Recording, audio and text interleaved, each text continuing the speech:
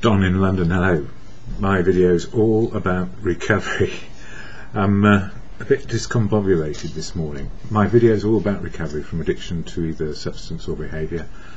My addictive substance, alcohol. And my behaviour could be very, very trying to other people. I was trying to be perfect for you.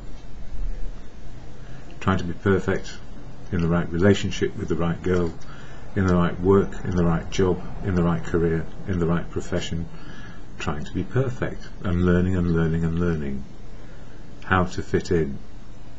I'm not quite myself most of the time.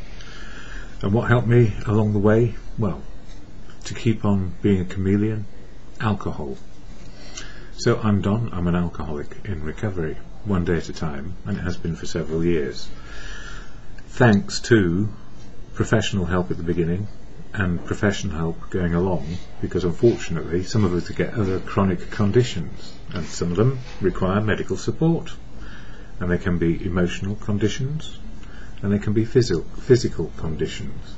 So the good news is I've found out how to be sober, and the professionals suggested I go to a fellowship, and that fellowship was AA, Alcoholics Anonymous.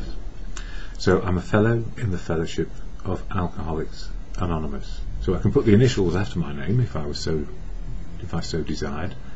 FIAA, fellow in the Fellowship of AA, Alcoholics Anonymous. And I like it. I like the fact that I can be sober today, and if I don't know how to do something, I can ask for help. And the big thing I never knew how to ask for was help around drink, because in the end, at the beginning of this century, I was absolutely hooked and unable to stop.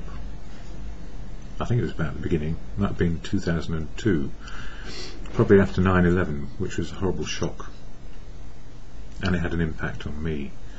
Anyway, now in recovery, one day at a time, I share about how AA helps me. And if you are in the fellowship, you know I don't speak for you. I can't speak for you as a person in fellowship, because it's not my job.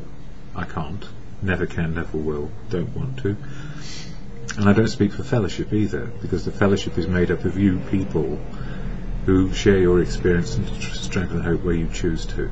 So I don't speak for AA, and I don't speak for people in it. I share about how fellowship, the 12 steps, how to live well and deal with the good, bad and ugly of life, and the 12 traditions help a person in recovery.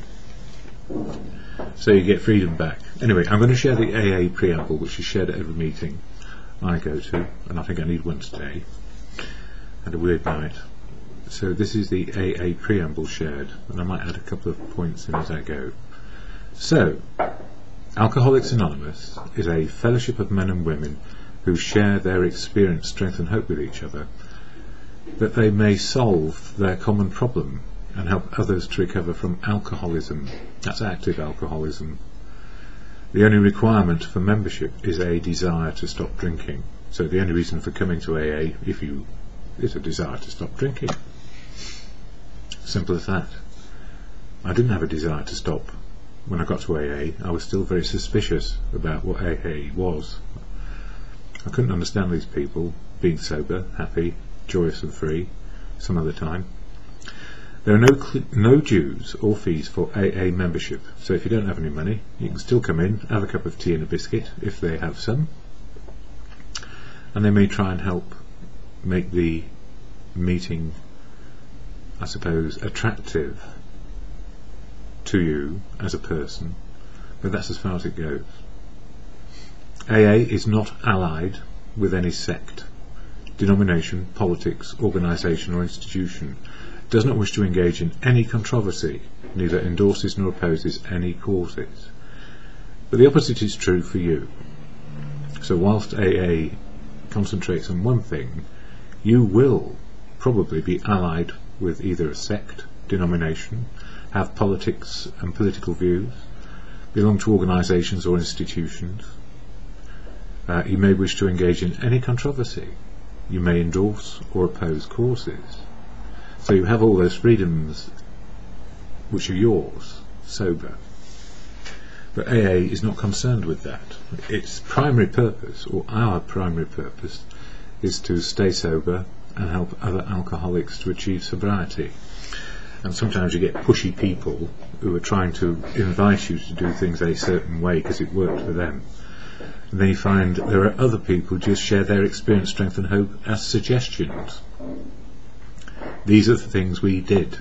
And some of the things we did I'm going to share here about me and my recovery, and also listening to the world as well and what's going on out there. So March 12th 2013, it's about step 3 this month, March. Step 1, powerless over alcohol. If I take a drink, life will get unmanageable. Step 2, came to believe that something bigger than me, a higher power, could restore me to sanity, but in my case only on a daily basis. And step 3 is about your higher power. Coming to believe in something. I'll just read it out properly from the book.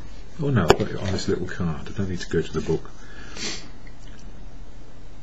Step 3, made a decision to turn our will and our lives over to the care of God, as we understood Him. Care of God, a higher power. And there's knockings. Somebody's cleaning on the apartment block steps. The care of God as we understood Him. I've been an agnostic, an atheist, a believer. I don't know what's going on. What is a higher power which could restore me to sanity and then could help me? Well, if God works through people, then the debate is over.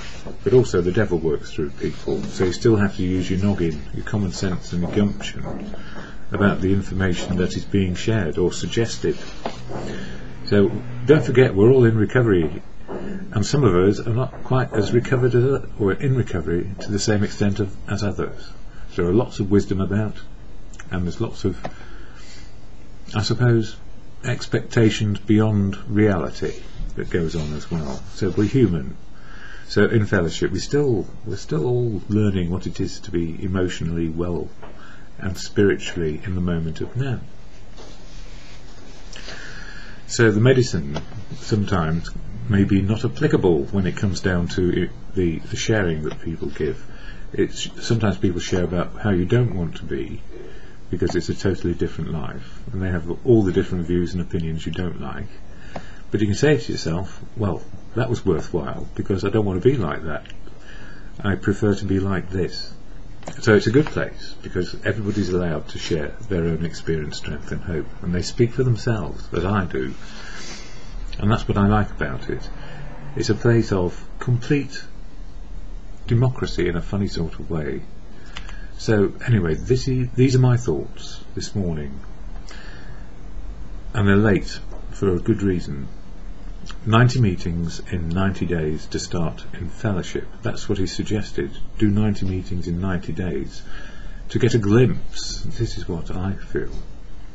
So 90 meetings in 90 days to start in fellowship. Medication can take even longer. And there's a reason why I say that, and I'll share it as I go. My name is Don, and I'm an alcoholic in recovery. Where was my higher power? What was I doing to avoid the higher power all those years? In other words, why couldn't I hear the wisdom around me? And would it have turned out different without a higher power? Ignorance is not bliss. If I had known where I would end up, could I have stopped the inevitable? Well, I don't know. With my old beliefs, standing on my own 2 feet, hiding my feelings and heartbreak, putting on a brave face and thinking it was all my fault when things went wrong, in other words, taking responsibility for everything, on my own, with my own voice in my head, trying to make things right, ended up making everything go wrong. I thought it was down to me, and feared asking for help as a weakness and not a strength that it became in recovery. So all the old bullshit and crap around the old way of life, I ought to know it, so therefore I'll go out and find it and then make it right. Taking responsibility for everything, trying to make life perfect and hoping it would be all right when I got there, and never sure where there was. I never knew where there was because I never got there. I missed the point completely. At work or at play, I could be the man, and strive and strive and strive. I became an expert chameleon, changing the outside, what people saw, and trying to fit in, and successfully pretending to be the person I thought you wanted me to be. Inside, I never recognised the loneliness because I'd always been lonely. I never realised it until I got to recovery. I'd always been lonely, trying to work it all out on my own. And all the relationships, very intimate and beautiful, all came crashing down. That's romance, and I preferred loneliness, even though I didn't know what it was. Even though I didn't recognise it, loneliness had always been my true companion. And then the companion to rock bottom was alcohol. Alcohol, for a while, was my higher power, solved the problem of loneliness and heartbreak over and over again. It did.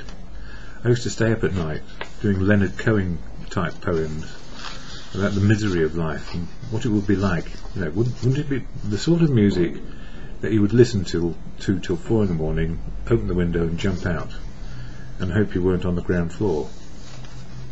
So anyway, I can laugh about it a bit, but it was very serious at the time. Last night I felt peculiar. No particular reason for insomnia either, and it's still a rare night where I sleep through. And when I do sleep on these occasions, after many hours of insomnia, I wake up out of dark dreams which seem inexplicable in recovery. So old fears, old memories seem to be sorting themselves out in my noggin, in the filing system that's in my mind.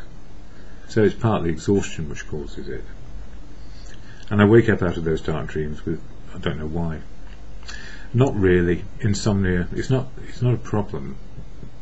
Insomnia is just a factor in my recovery. A quote, Dale Carnegie said this: "If you cannot sleep, you may as well get up and do something useful." That's very true. And I did find useful things to do. If I obsess and make insomnia a problem, it is a problem, and I cannot solve it. And then it can lead back into worry and fear quite easily.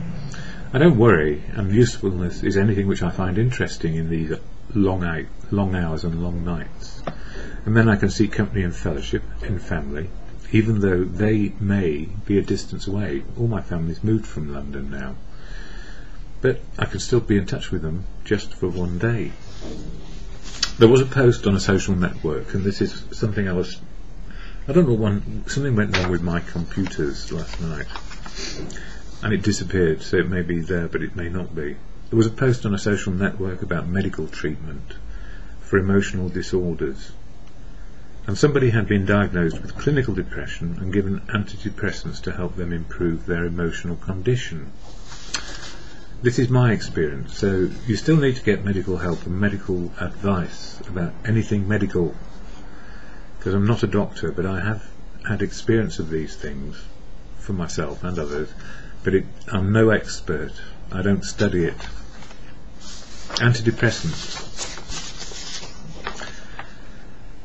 medical treatment needs medical advice and not doctors, not medicine. Well, what do you call them? Witch doctors? Medicine men. But antidepressants can be expectations building up and resentments coming out. When a person is given antidepressants without explanation of how they work, expectations are to be fixed, and the resentment in the interim period, which can be several weeks before they work in any way, which is significant, can cause resentments. So the problem is, an antidepressant is there to improve your chemical balance, how this works, so that your emotions work. So if you're in a bad place and depressed, it's a reaction to life. Antidepressants offer balance in your chemistry set, so you can work out your situation, rather than be stuck in the bleakness of clinical depression. So when a person is given antidepressants without explanation of how they work, expectations are to be fixed, and the resentment in the interim period, which can be several weeks before they work in any way, is significant because it can cause resentment, and worse, self-destructive behaviour, because the antidepressant does not work quickly and fix depression. If it does not work for several weeks, and it can be the wrong antidepressant to improve the mood disorder. Sometimes when it comes to prescribing antidepressants, the catch-all antidepressant at the moment is, I think, citalopram in this country, sometimes Prozac, but the side effects of these drugs need to be understood, so you need to read the label and the instructions, and they need to be explained to you properly by a medical person who knows what they do. Sometimes when it comes to prescribing antidepressants, the catch-all antidepressant will not work for a person. Sometimes, like me, it can take a year or two to find the right antidepressant which offers a better chemical balance in the brain and then makes recovery possible and sustainable over the years to come. And then sometimes the need for the antidepressant goes because your chemistry set is rebalanced, so your emotions work according to your life experience and what's going on and what you're dealing with. And sometimes the chemical imbalance will return without help. So medical advice is absolutely necessary to find out what works for you. Now don't forget, in recovery we do say try it for 90 days, stopping alcohol, to find out if what's going on before anything else. Just try it and sustain yourself. But again, if you're absolutely at your wit's end, you need medical support, and any support which is left around you. Without it, the picture is very bleak. So, it could be rehab, it could be your doctor, it could be a counsellor who knows something, who may refer you on. But there is no quick fix to understanding the brain chemistry and what's going on, same as recovery. So if you're looking for a quick fix, the only thing sometimes people need is anti-anxiety medication to pull them out of the pit of complete despair and self-destruction. Anyway, for me, this is me. So I'm sharing what happened, and I needed medical advice, but I was so reluctant because I was a failure if I got medical advice. Don't forget, if you get a broken leg, you need some medical help to put it right, or surgery. So why are we afraid of sharing that we've got emotional problems or a depression which we just don't seem to be able to work through? Why? Because we feel worse sharing it than admitting it. So the liability is the same as addiction in a way. I was diagnosed with clinical depression, an anxiety state, and suicidal tendencies in 1996, and a nervous breakdown. What else was it called? A marked reactive depression as well, and was informed I would never be fit for the type of work I used to do, and my life was very difficult. I was in denial, angry, frustrated, but suicidal at the same time, because I was still taking responsibility for the fact that I was in this state completely. I was very fortunate. The psychiatrist prescribed various drug treatments until something worked, and it took over a year before I was able to open my front door to anyone.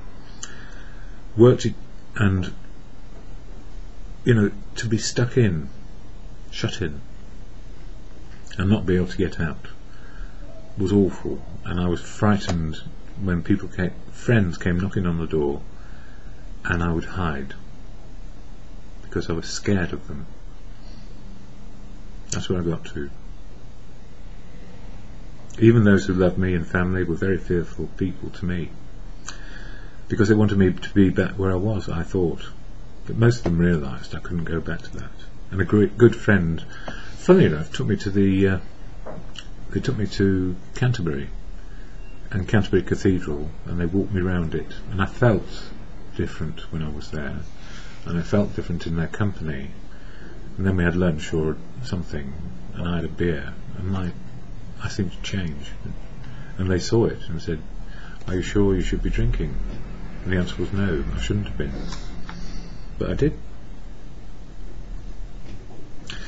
The anxiety state subsided after 2 years, and the suicidal tendencies diminished.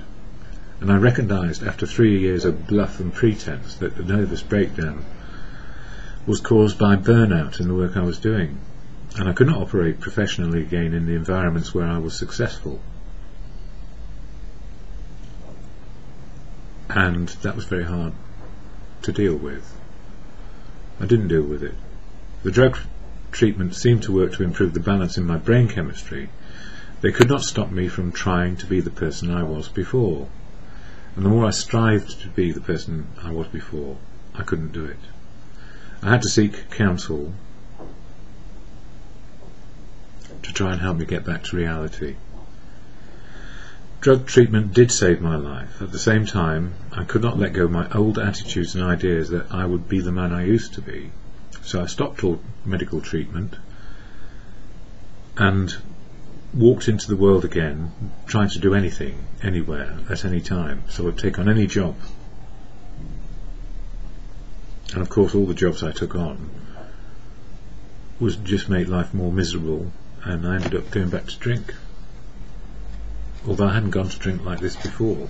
So when I learned if you have clinical depression, it means there is some sort of imbalance in your chemistry set, in your brain, which leaves you prone to low moods and very deep emotional insecurities, and worse, a desire never to wake up, or even worse, to harm oneself or other people.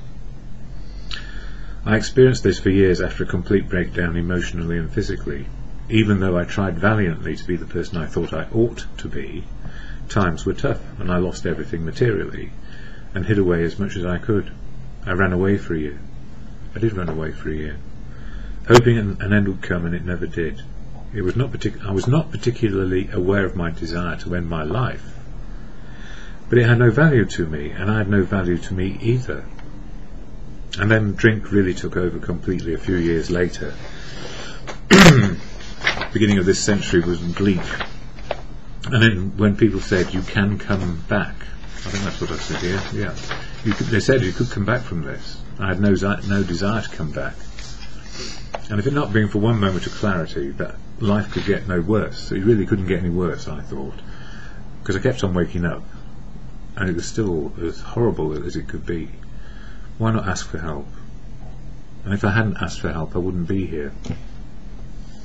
Then self-medication with alcohol it keeps us in the problem, and most people do not survive and have a useful life.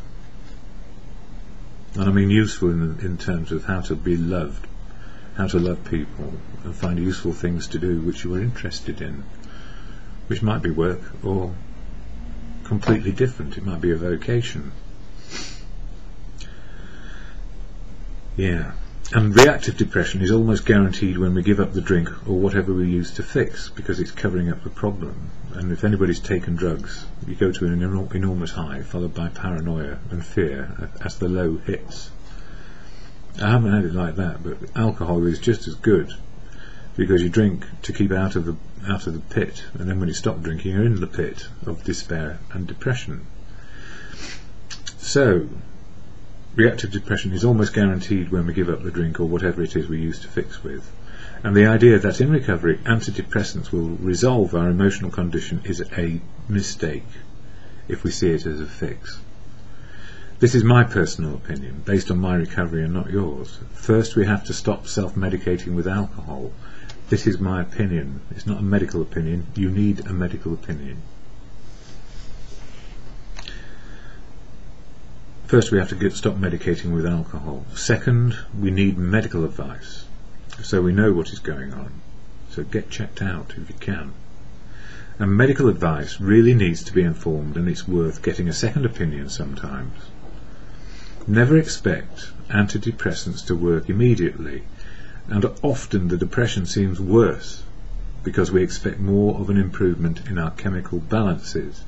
So if you can imagine an antidepressant trying to improve your chemistry, it might get some jolts along the way. So it might go up a bit and down a bit, because it's trying to recalibrate what's going on.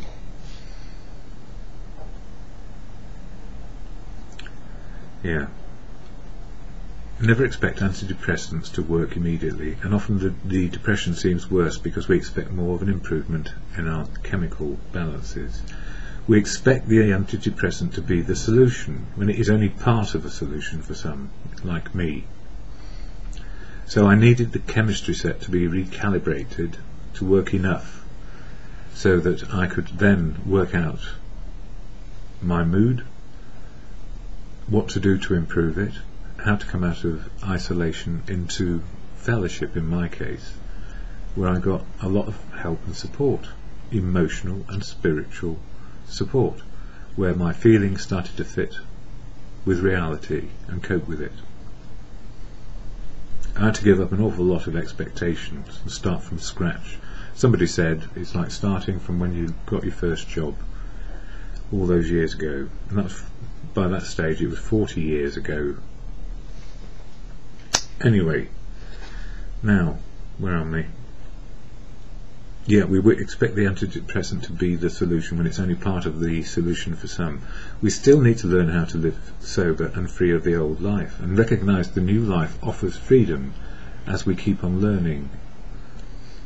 Recovery is one day at a time, and if you expect an antidepressant to work from day one, remember, in fellowship it is suggested that we do 90 meetings in 90 days to glimpse and feel there is a chance that we can live sober one day at a time. So the expectation I have of antidepressants these days, they keep me balanced so I can enjoy recovery, be it good, bad or ugly. Because, you know, what do antidepressants do? Balance the chemistry set so I can experience all my emotions as they were intended, as reality. So my feelings fit with what is going on. So how do I feel today, having shared this? Still quite tired. And at the same time, I'm not anxious or fearful. I don't need to cover up or put on a brave face. I can say it as it is. Life is difficult sometimes. And still there is great hope, because I know even though life is difficult, when the sun shines like it is right now, after a snowy day yesterday, well, we all know how that feels. It feels good, because we're still of nature, animals, sunshine, climate, it all plays a part in this. So it feels good. And daylight and activity and being part of something bigger than me is family and fellowship, community and society. We never know if we are helping other people, but sometimes people do get in touch and say what they are up to with the things that we do. An email from another continent, from an old timer. He has been busy utilising my videos, adjusting them and amending them to help other alcoholics hear a message of hope when they would otherwise be neglected in fellowship.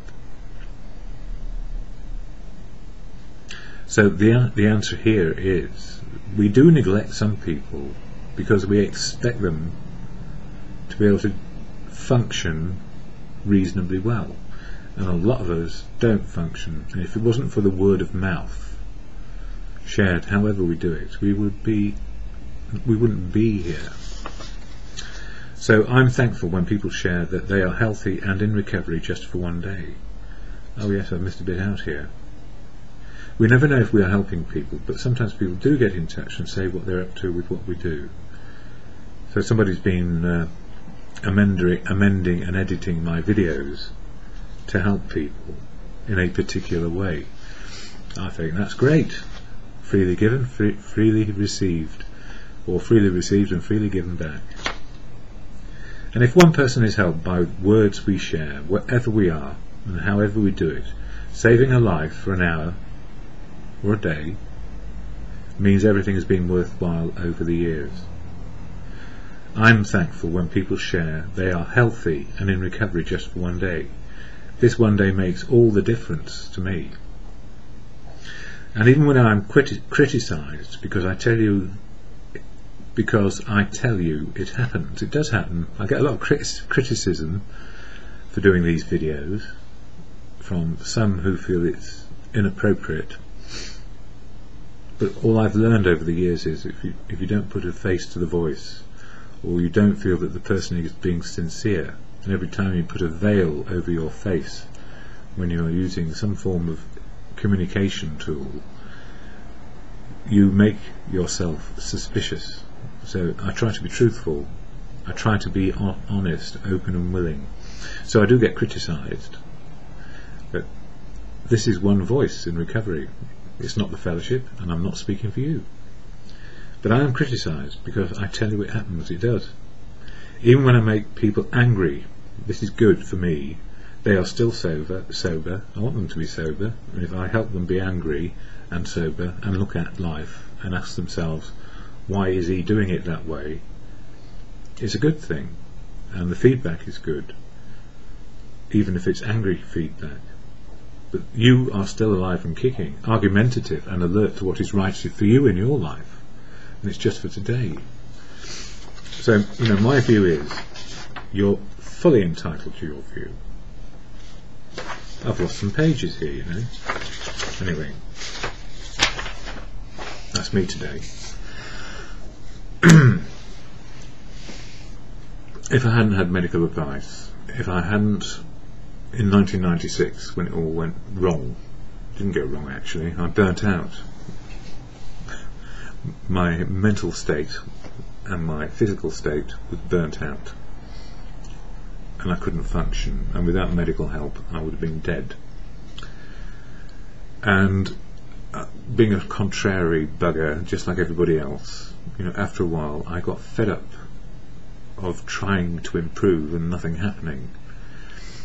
So the only way I realised I could self-medicate and put up with myself was alcohol. Throw all the medication away and throw all the counsel and counselling into the bin, so I could well and truly get to be an alcoholic, active.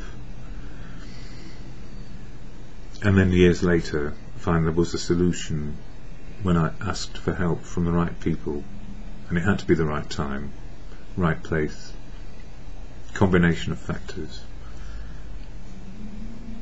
So I'm very fortunate, and these days I do have a very mild antidepressant which keeps my chemistry set working, so I can have good feelings, bad feelings and ugly feelings, as life is good, bad and ugly. Or I can be exhausted, or I can be tired, or I just need to cope with other conditions which have got me over the years in recovery, like type 1 diabetes from a virus of all things. I'm very peculiar. Onset of type 1 at the age I got to when I got it is extremely unusual. Anyway, I got it, and without fellowship and the tools of the 12 steps and asking for help is step 3 really, and understanding it's okay to ask for help, and the truth, love and wisdom of the universe is right with us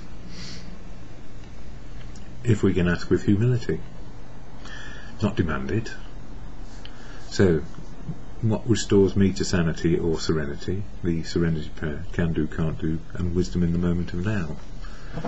It goes like this: God, or to good conscience, or your higher power, the universal truth, love and wisdom of the universe, as we are learning continually. Truth, love and wisdom is growing, evolving, one way or another. God, grant me the serenity to accept the things I cannot change, courage to change the things I can, and the wisdom to know the difference. And when I look at that serenity prayer, when it says, grant me the serenity to accept the things I cannot change, that's all the things that have happened. I see that as step 6. The defects of character, I can't change those, and I can't change the world. I'm powerless over it. Courage to change the things I can is me and my attitudes. Courage, faith, confidence, all about step 7. So the psychic change that people talk about is the psychological change from moving from the old life of those are the things I can't change, into the new life of these are the things I can change, and the wisdom growing to know the difference day by day. But it starts with a moment, an hour, a moment, a minute, an hour, and just for one day. And the sun is shining, so I'm more calm than I have been for several hours. If you need medical support, or you're not sure, seek it out, because they are there to help you. And we don't know what we don't know till we get there. Don't rely on medicine men or me in recovery. Seek out the proper help. I can only relate experience, strength and hope. So I hope for you a really good day.